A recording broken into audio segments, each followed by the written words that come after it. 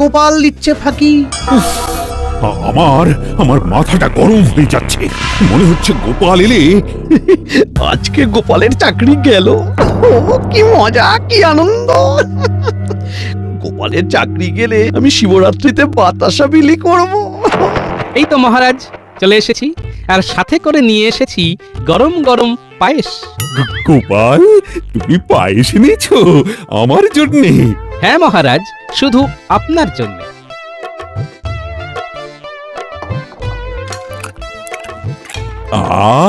কি অপূর্ব স্বাদ, এক চামচও যাবে না বাদ। কিন্তু মহারাজ, গোপাল যে দেরি করে এলো। ও ও সব হতেই পারে, আমার জন্য ওর গিন্নি নিশ্চয়ই পায়েস বানাচ্ছিল, তাই গোপালের দেরি হয়ে গেছে। কি তাই তো? হ্যাঁ মহারাজ, ঠিক তাই। আচ্ছা, আজকে যে শিবরাত্রি নিয়ে আলোচনা করার কথা, সেটা তাহলে শুরু করা যাক। হ্যাঁ মহারাজ, শুরু করুন। পুরো পায়েস দিয়ে বশ করে নিল মহারাজকে। আচ্ছা আচ্ছা, প্রথমে পায়েস দিয়ে শুরু করি। এবারে শিবরাত্রিতে মহাদেবের প্রসাদী পায়েসের দায়িত্ব তাহলে গোপালের গিন্নি নিক। বাহ, এ তো আমার পরম সৌভাগ্য মহারাজ। এ কি মহারাজ, আপনাকে গোপাল পায়েস খাওয়ালো বলে ওর বউ পায়েস বানানোর দায়িত্ব পেয়ে গেল, আর আমার বউ কি বানের জলে ভেসে এসেছে নাকি? আপনি তো চিরকালই মহারাজকে ঘোল খাইয়ে এসেছেন, তাই আপনি এক কাজ করতে পারেন, বাবার মাথায় জল ঢালতে আসা ভক্তদের আপনি ঘোল খাওয়াবেন। তুমি যা বুঝবে।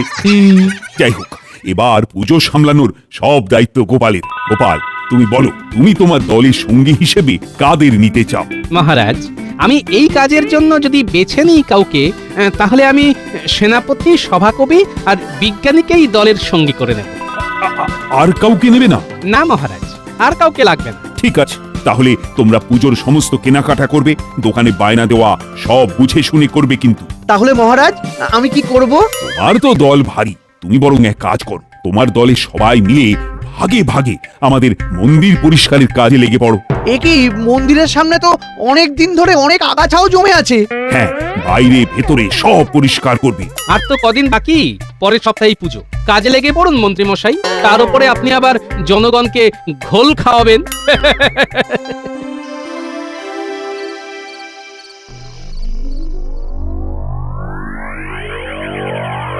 এই শোনো শোনো, আমি একটা কথা বলে রাখছি, আমার কিন্তু পুজোর জন্য 4-5টা বেল চাই। তুমি আগে থেকে 4-5টা বেল আনিয়ে রাখবে, নইলে দিনের দিন বাজারে ভালো বেল পাওয়া যায় না। আচ্ছা ঠিক আছে। আরে গিন্নি, কি বললে? বেল? উফ, তুমি তো আমার মাথায় বুদ্ধি খুলে দিয়েছো। উফ, কাজ হয়ে যাবে। শোন বটাঘটা, শোন শোন শোন, তোদের একটা কাজ করতে হবে, বুঝলি? কি কাজ? সুযোগ বুঝে। কাজ হয়ে যাবে, শুধু সুযোগের অপেক্ষায়। সে সুযোগের খাল আমি কেটে রাখবো। তারপর কুমির ঢুকলেই কুমির বধ। পুরো পরিকল্পনা একদম সাজিয়ে করব, কেমন?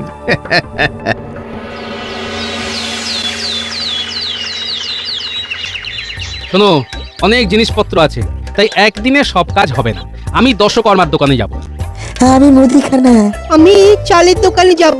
আমি তাহলে ওই মিষ্টির দোকানে বলে দিয়ে আসি। হ্যাঁ চলো, যাত্রা শুরু হোক। জয় মহাদেব। তাছাড়া আপনাদের কাজ তো মন্দির চত্বর পরিষ্কার করা, সাফ সাফাই করা। আপনাদের হাতে ঝুড়ি, কোদাল, ঝাঁটা, নেতা কই? হ্যাঁ, আমাদের হাতে কি থাকবে না থাকবে সেটা আমরাই বুঝে নেবো গোপাল। তোমরা তোমাদের কাজ করো, কেমন? বাবা অনেক কথা বলছে, চলো গোপাল। আমিও দেখে নেব। দেখো ভোলা, ওই ধুমধাম করে পুজো হবে। সমগ্র পুজো মহারাজের কল্যাণে হচ্ছে, তাই মিষ্টিতে যেন ভেজাল না দেখি, বুঝেছো? না না না না না না, ভোলা মহেশ্বরের পুজো বলে কথা। আমার নিজের নামেও তো ভোলা আছে। তাহলেই বলুন সেনাপতি মশাই, আমি পুজোর দিন সকাল সকাল ওই টাটকা মিষ্টি নিয়ে শিব মন্দিরে পৌঁছে যাব। বেশ, মহাদেবের পুজোয় লাগবে আতপ চাল, একটা পোকা যদি থাকে গুটিয়ে দেবে ছল। সাথে লাগবে গোবিন্দভোগ আর বাসমতি ভোগ, ভালো হলেই খুশি গৌরীপতি। না না না না, কোনো চিন্তা করবেন না, আমি একদম নিজে বেছে বেছে চাল পাঠিয়ে দেব। এই নাও অগ্রিম, এই কথাই বলি। তোমার সাথে কথা শেষ, এবার আমি চলি। তাহলে বুঝে গেলে তো, ধুমধাম করে পুজো হবে। পঞ্চশস্যের জায়গায় ওই 2-3টে শস্য দিও না যেন। পৈতেগুলো ভালোভাবে দেবে যাতে মানুষ পড়তে পারেন। পঞ্চরত্নের নামে আবার 5টা পুঁতি ধরিয়ে দিও না। এই না না, এ কি বলছো গোপাল দাদা? আমি সব বেছে বেছে দিয়ে আসবো জিনিসপত্র। হ্যাঁ, কি সব বুঝলে তো? হ্যাঁ হ্যাঁ, সব বুঝেছি।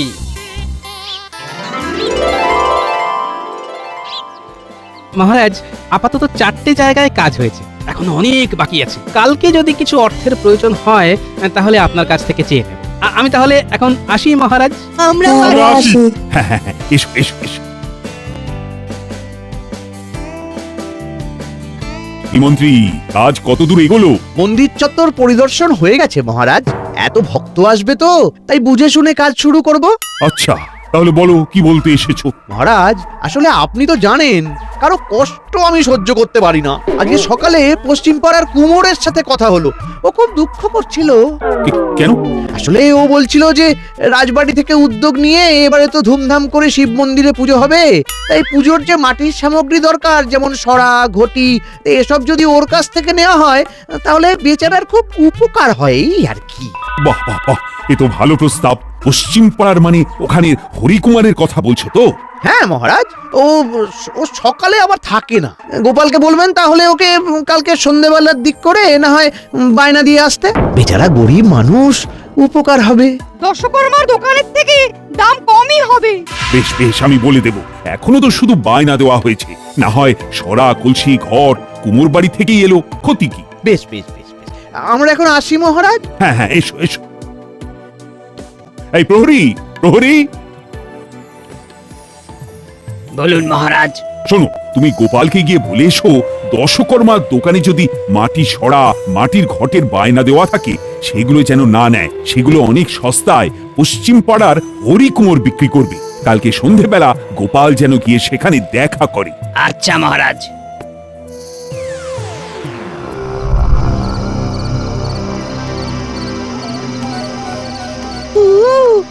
আচ্ছা, ঘটা একবার কোকিল ডাকলো, তার মানে গোপাল আসছে। ওরে বাবা রে!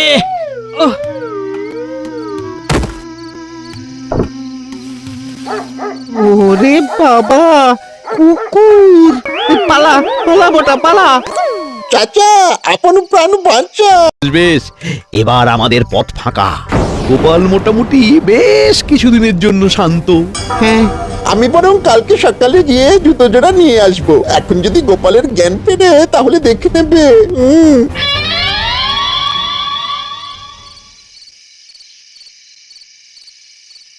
কি আমার মাথায় এই সন্ধেবেলা বেল পড়লো?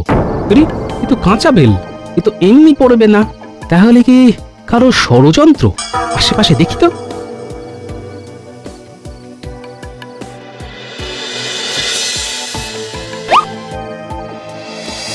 আরে, এ তো একজোড়া জুতো।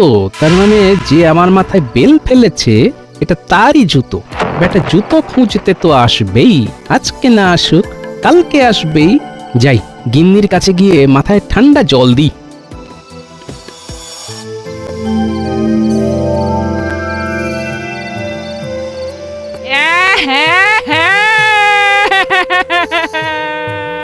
আহা গিন্নি, কেঁদো না, আমার কিছু হয়নি। মাথাটা একটু ফুলেছে, খুব ব্যথা, আর কিছু না। কিন্তু তোমাকে একটা কাজ করতে হবে গিন্নি। কি কাজ? তোমাকে পুরো রাজ্যে রুটিয়ে দিতে হবে যে আমার মাথা কাজ করছে না, বুঝলে? আচ্ছা, তারপরে আমি বুঝে নেব। এখন আমাকে কিছু খাবার দাও তো, আমি বাচ্চাগুলোকে নিয়ে এখন থেকে গোয়েন্দাগিরি শুরু করব।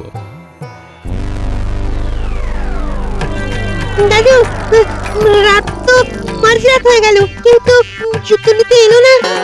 আসবে আসবে, শুধু অপেক্ষা করে যা, রাতে না এলেও ভোরে আসবে।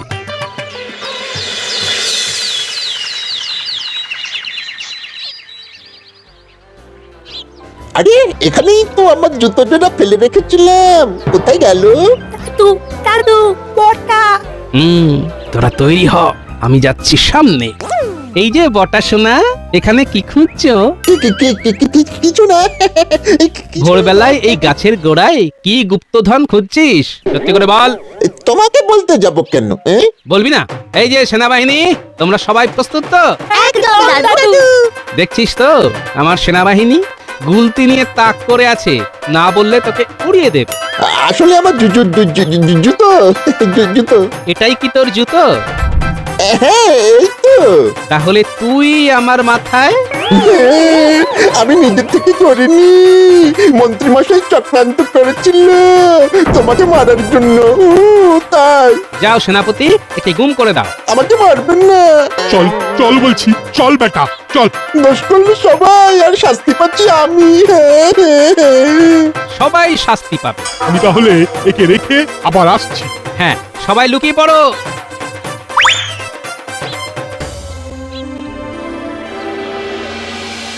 সকাল সকাল বটা জুতো আনতে গেল, এখনো তো এলো না। তো এখানে দাঁড়িয়ে আমার মুখ দেখছিস কেন? যা দিয়ে দেখে আয়। ওই তো ডান কান খুঁজতে বাম কান আসছে, এবার এটাকেও ধরবো। বটা কোথায় গেলি রে? গোটা উধাও, তুইও উধাও হবি। এই ছেড়ে দাও, ছেড়ে দাও, ছেড়ে দাও বলছি, ছেড়ে দাও। এখন শুধু অভিনয় শুরু হবে। বিজ্ঞানী কবি সেনাপতিকেও আমার পরিকল্পনাটা বলে রাখবো।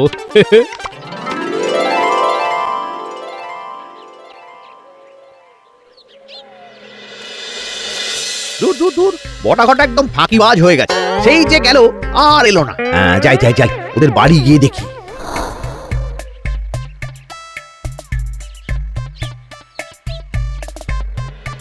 কি বাড়ি তো ফাঁকা, তাহলে কি উল্টো পাল্টা বলছে। সে কি? বেল পাকলে গোপালের কি? এই সেরেছে। ও গোপাল, তোমার এই কি হলো? বেল পাকলে গোপালের কি? মহারাজ, গোপাল তো ভারসাম্য হারিয়ে ফেলেছে বলে মনে হচ্ছে। ওর বিশ্রাম চাই। ও মহারাজ, এই অবস্থায় আমরা আর কাজ করতে পারবো না। গোপাল দায়িত্ব নিয়েছিল, তাই ছিলাম। তাতে কোনো চিন্তা নেই। তুমি এখন এসো গোপাল বউ, আমি দেখছি কি করা যায়। খাবে নাকি শরবত? ও বউ, বউ টুকি। গোপাল আর গোপাল নেই। উফ, এতদিনে রক্ষে। কি আর করা যাবে মন্ত্রী, তুমি বরং দায়িত্ব নাও। পুজো তো এগিয়ে এলো। ধন্যবাদ মহারাজ, ধন্যবাদ। আপনি আমাকে কিছু অর্থ দিয়ে রাখবেন। হ্যাঁ, আমি দেখবেন কেমন সাজিয়ে পুজো অনুষ্ঠিত করব। বেল পাকলে গোপালের কি? মন্ত্রী আসুন, আমায় ভালোবাসুন। এই এই এই, ওই তো। আহা, তুমি একে নিয়ে যাও তো, এর বিশ্রাম দরকার।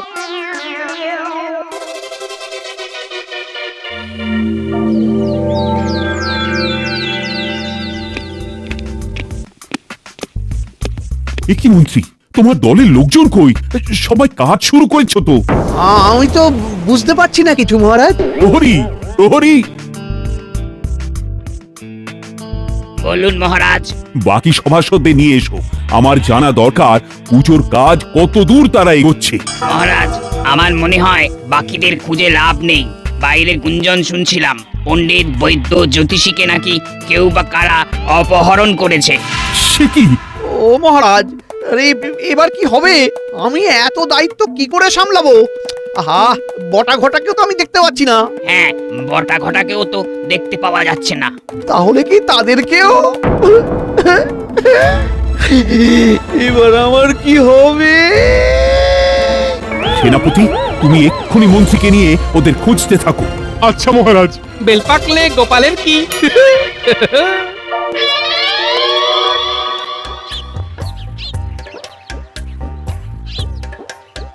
অনেক তো খুঁজলাম মন্ত্রী মশাই, কোথাও তো পেলাম না কাউকে। এবার আমার কি হবে? হে ভোলানাথ, হে শিব ঠাকুর, বেল পাকলে গোপালের কি? দূর চাতা। উফ, এবার দেখছি আমার মাথাও কাজ করা বন্ধ করে দেবে। যাই যাই, বাড়ি গিয়ে বিশ্রাম নি। যাই।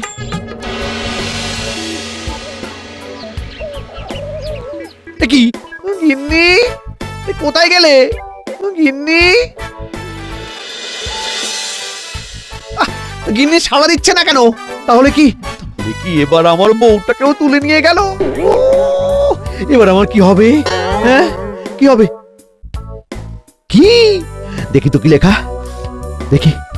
হ্যাঁ, তোর পাপের ঘোড়া পূর্ণ হয়েছে, সবাইকে আমি আমার কাছে টেনে নিয়েছি, এবার তোর পালা। যদি ভোলানাথের পুজোর সব কাজ নিজে হাতে আগামী কালের মধ্যে শেষ করিস, তাহলে তোর অপহরণ হবে না, ভবলীলা সাঙ্গ হবে। ওরে বাবা, ইতি ভগবানের সন্তান, ওরে ওরে আমার কি হবে?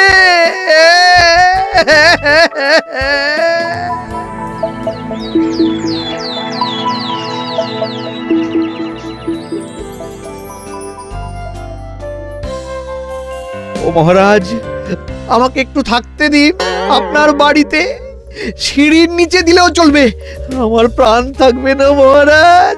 কেন, কি হলো? এই দেখুন মহারাজ। এ কি সর্বনাশ! এবার এবার আমার কি হবে? দেখো মন্ত্রী, এ মনে হচ্ছে খুব শক্তিশালী লোক। তুমি বরং চিঠি অনুযায়ী সব কাজ করো, তাতেই তোমার মঙ্গল। আমি বরং একটা দুটো প্রহরীকে তোমার সাথে রাখবো। যাও যাও, গিয়ে মন্দির পরিষ্কার করো।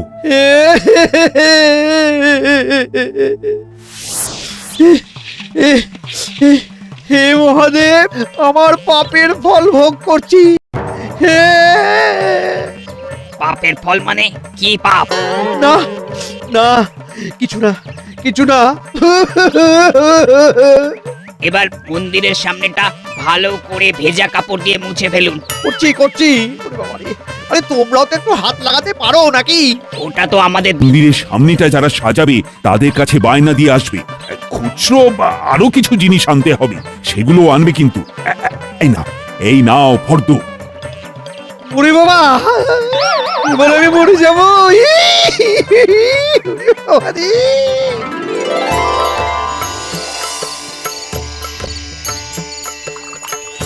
জয় শিব শম্ভু,